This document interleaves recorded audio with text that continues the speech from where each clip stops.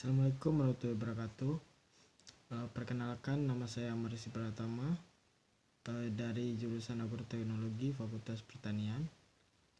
Pada kesempatan hari ini saya akan menjelaskan tentang struktur sel tumbuhan atau organel-organel yang terdapat pada sel tumbuhan berdasarkan maket yang telah saya buat.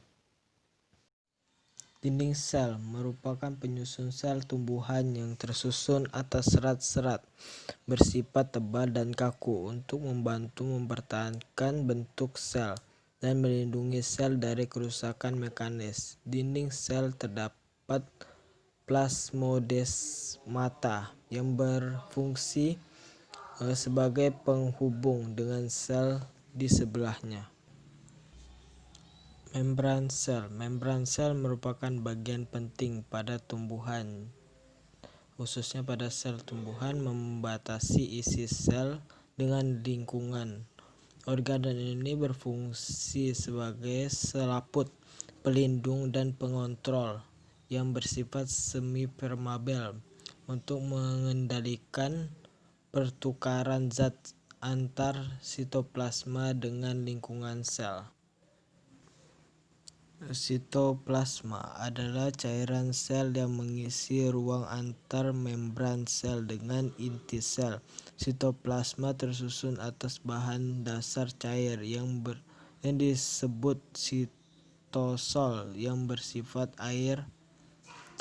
air dan senyawa organik terlarut seperti garam, asam lemak, asam amino, gula, nukleotida, protein, dan lain sebagainya. Sitoplasma merupakan sumber bahan kimia yang penting dan merupakan tempat berlangsungnya metabolisme tertentu seperti glikolisis, sintesis protein, dan sintesis asam lemak. Vakuola adalah suatu rongga yang berisi cairan yang dikelilingi oleh selapis membran yang disebut tenoplas. Vakuola berisi cairan yang berupa larutan garam, mineral, gula, oksigen, asam organik, CO2, pigmen, enzim, dan sisa metabolisme yang lain. Vakuola merupakan organel yang berfungsi untuk menimbun sisa-sisa metabolisme yang bersifat menguraikan molekul-molekul sederhana. Kloroplas adalah organel yang berperan dalam proses fotosintesis dikarenakan adanya klorofil dan pigmen-pigmen fotosintetik di dalamnya. Mitokondria adalah organel yang memiliki struktur amat kompleks yang berfungsi untuk membentuk energi.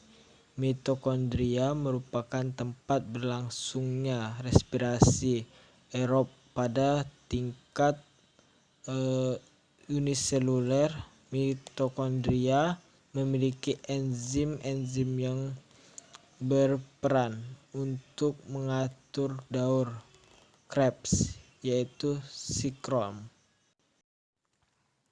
Nukleus adalah inti sel, organel yang berbentuk bulat hingga oval, berfungsi untuk mengendalikan seluruh kegiatan sel. Sel eukariotik memiliki membran inti, sementara sel prokariotik tidak memiliki membran inti. Badan Golgi. Struktur badan Golgi terbentuk tumpukan kantung-kantung pipi yang sangat kompleks, dan pada bagian dalamnya terdapat ruang-ruang kecil. Membran badan Golgi terbentuk dari lipoprotein, Badan Golgi berfungsi membentuk vesikel, menghasilkan sekret berupa butiran getah. Lisosom primer menyimpan protein dan enzim yang disekresikan pada sel tumbuhan. Badan Golgi disebut diktiosom. Retikulum endoplasma (RE) merupakan membran lipoprotein pada sitoplasma yang terletak antara membran inti dengan membran sitoplasma. Ada dua macam retikulum endoplasma, yaitu retikulum endoplasma yang granular (RE kasar). Permukaan membran retikulum endoplasma terdapat ribosom yang berperan menyalur hasil sintetis protein dan retikulum endoplasma non-granular (RE halus). Permukaan membran retikulum endoplasma tidak terdapat ribosom yang berperan sebagai temut sistem fosfolipid dan detoksifikasi senyawa beracun.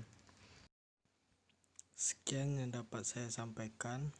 Segala kekurangannya saya mohon maaf. Wabillahi taufiq wal hidayah. Wassalamualaikum warahmatullahi wabarakatuh.